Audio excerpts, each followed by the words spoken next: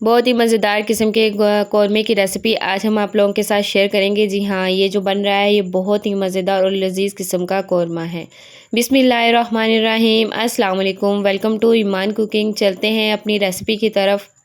یہاں ہم نے مکس گوشت لیا ہے جس میں بون لیس بھی ہے اور ہڈی والا گوشت بھی ہے۔ پریشر کوکر لیں گے اور اس میں 1 کپ ہم آئل ڈالیں گے۔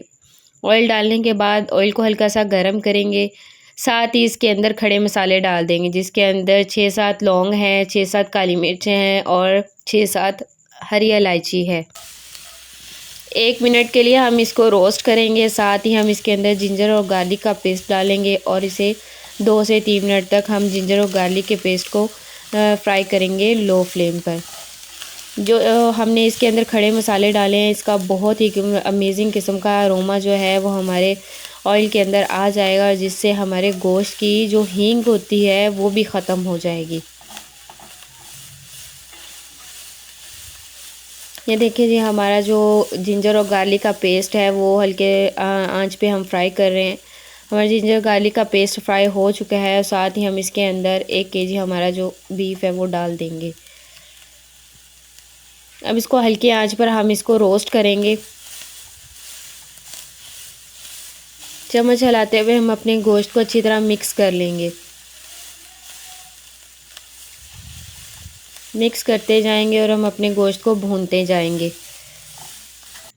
یہ دیکھیں جی، گوشت جو ہے وہ پانی چھوڑ دیا ہے کافی، اور اب اس کے پانی کو ہم ڈرائی کریں گے اور گوشت کو اچھے سے بھون لیں گے۔ اور اب ہم اس کے اندر ڈرائی اسپائسز ایڈ کرتے ہیں جس کے اندر لال مرچ کا پاؤڈر، ہلدی پاؤڈر، سوکھا دھنیا، زیرہ پاؤڈر ڈال کر ہم اس کو اچھے سے بھون لیں گے، اور ساتھ ہی اس کے اندر نمک ہم اپنے ضرورت کے حساب سے ڈال دیں گے۔ ویسے تو 1 kg کے لیے 1 ٹی اسپون نمک انف ہوتا ہے، باقی آپ کے ٹیسٹ پہ ہے، آپ جتنا کھانا چاہیں آپ اس کے اندر ڈال دیں۔ اس کے اندر سارے مسالے ڈالنے کے بعد ہم اچھے سے اپنے گوشت کو بھون لیں گے۔ یہ گوشت جو ہے وہ بہت ہی مزیدار قسم کا جو شادیوں میں ٹیسٹ آتا ہے وہ گوشت بن کے ہمارا تیار ہوگا۔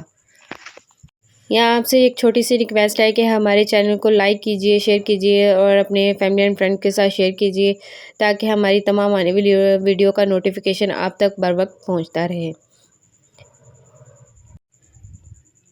یہاں پہ ہم اپنے گوشت کو اچھی طرح مسالوں کے ساتھ بھون لیں گے۔ گوشت جو ہے وہ ہمارا تقریباً بھون چکا ہے۔ یہاں پہ ہم ٹماٹر کا استعمال نہیں کریں گے، ٹماٹر کی جگہ ہم یہاں پہ دہی کا استعمال کریں گے۔ یہ قورمہ جو ہے بیسیکلی دہی سے ہی بن کے تیار ہوتا ہے، اس کے اندر ٹماٹر کا استعمال نہیں کیا جاتا۔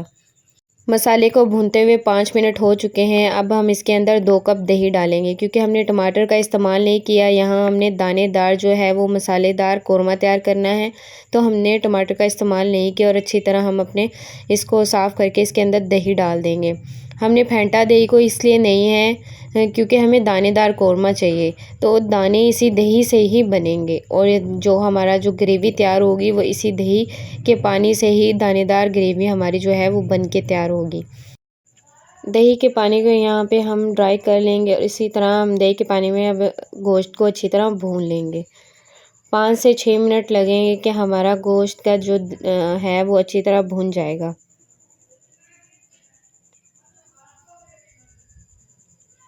یہ دیکھیں لگ بھگ ہمارا پانی جو ہے وہ ڈرائی ہو چکا ہے۔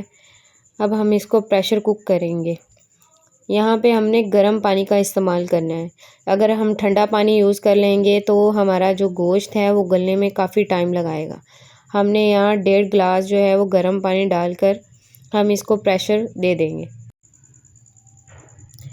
یہاں دہی کے پانی کو اچھی طرح ڈرائی کر لیں گے، اور ڈرائی کرنے کے بعد ہم اسے کور لگا کے 15 منٹ کے لیے پریشر کوک کریں گے۔ 15 منٹ کے پریشر کوکر کے بعد ہمارا جو گوشت ہے وہ بالکل ریڈی ہے، اور اب ساتھ ہی ہم اس کے اندر تلی ہوئی پیاز ڈال دیں گے اور اس کو اچھی طرح ہم بھون لیں گے۔ 5 منٹ لگیں گے، ہماری گریوی جو ہے وہ تھک ہونا سٹارٹ ہو جائے گی پیاز ڈالنے کے بعد۔ ساتھ ہی ہم اس کے اندر جعفر جویتری کا پیسٹ ڈال دیں گے، اور یہ دیکھیں جی ہمارا مزیدار سا قورمہ جو ہے وہ بن کر ریڈی ہے۔ روٹی کے ساتھ کھائیں، نان کے ساتھ کھائیں، یہ بہت ہی مزیدار اور لذیذ قسم کا ہمارا قورمہ بن کے ریڈی ہوتا ہے۔ دیکھیں جی کتنا سافٹ اور جوسی ہمارا جو یہ قورمہ ہے وہ بن کے تیار ہوا ہے۔ آپ بھی اس ریسیپی کو بنائیے گا اور اپنی فیملی اور فرینڈس کے ساتھ شیئر کیجیے گا، اور ہمارے یوٹیوب چینل کو سبسکرائب کریں تاکہ تمام آنے والی ویڈیو کا نوٹیفیکیشن بر وقت آپ تک پہنچتا رہے۔ چلتی ہوں، دعا میں یاد رکھیے گا، پھر لوڈ کرائیں گے ایک نیو اور مزیدار سی ریسیپی کے ساتھ۔ تب تک کے لیے اللہ حافظ۔ Thanks for watching.